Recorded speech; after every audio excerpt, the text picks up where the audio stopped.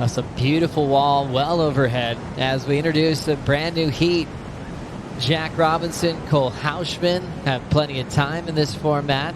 They'll start working it out under priority of Jake and Ian Gentile as Jake Marshall is building on his total out front as we catch up with J.Robinson now. And a nice flow over the top of that end section. You can see almost his front foot disconnect from his surfboard, but able to stay calm in pressure situations. That's what Jack is famous for. The excitement going. And you see right here scratching. First night setup carve and just eyeing it down this section right here. Kind of a hate lit, but because he has usually those longer boards, he was able to transfer the momentum throughout the lip, and that was beautiful. See it right here, nice carve. Just beautiful technique from Jack. But this is money right here. Eyeing it down this section, identifying that was the most critical part of the wave, and a little bit late, but he was able to, with that big board and a lot of stability on under his foot, just able to kind of cross, coming out pretty clean. That was very critical for him, and pull up and ride it.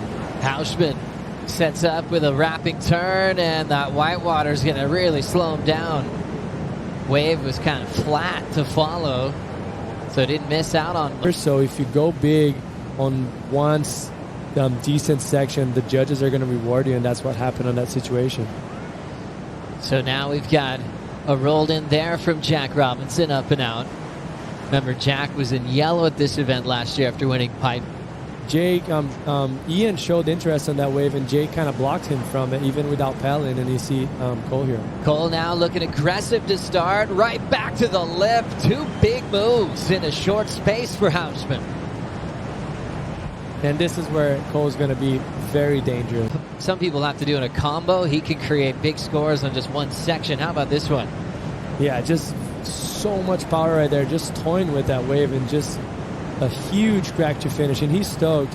As you see right here, it was a nice carve, and not many people can actually get that much power throughout a carve on your backhand. He's capable of, and just the way that he was able to move that huge board in such a powerful environment in such a small transition to get that second vertical turn was very impressive from him. That was a nice, very nice, well-surfed wave. As we'll catch up with Italo with AJ. Italo, parabéns, congratulations. What a way to finish that round of 32. You waited so long for that final wave. How did you make sure that you were ready to take advantage of what it was offering for you and get the score you needed? I asked Jake about this that year. He beat John out here at Sunset. He's like, you know what? Pipe gets so crowded. He loves pipe and backdoor, but when everyone was battling out there to get good barrels, he'd just look at Sunset. As we will get caught up during the break, J.Robinson did this.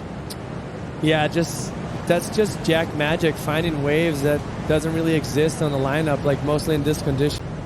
And let's catch up with the man of the moment, Jake Marshall with AJ. The man of the moment indeed, Joey. Jake, what a wave on that one here at Sun. And now rolling into this one, J.Robinson in the priority heat. Good use of that rail, and another free-falling connection.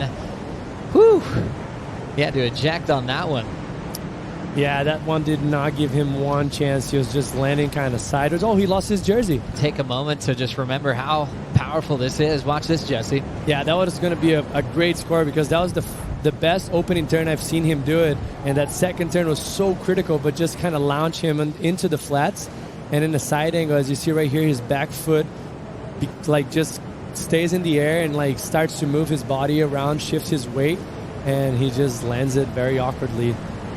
On how they train to avoid those injuries so they can finish out a season nice and strong. Here's C.Houshmand. Just a short one there as he's still chasing J.Robinson. He had a lot to be proud of, even though he had an early round loss. We'll get back to that because Jack's on the move. Looks like he will stretch this one out, keeping that higher line. Now down to the bottom, and just a long way to kick out. Whereas Brother Crosby went, Jet Schilling, Seth Moniz, Troy Eckert, as we now look at J.Robinson. Knifing it there.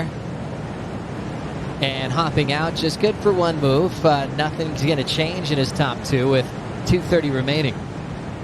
Over Cole to move on into the next round, which is the round of 16. Jack surfing again today.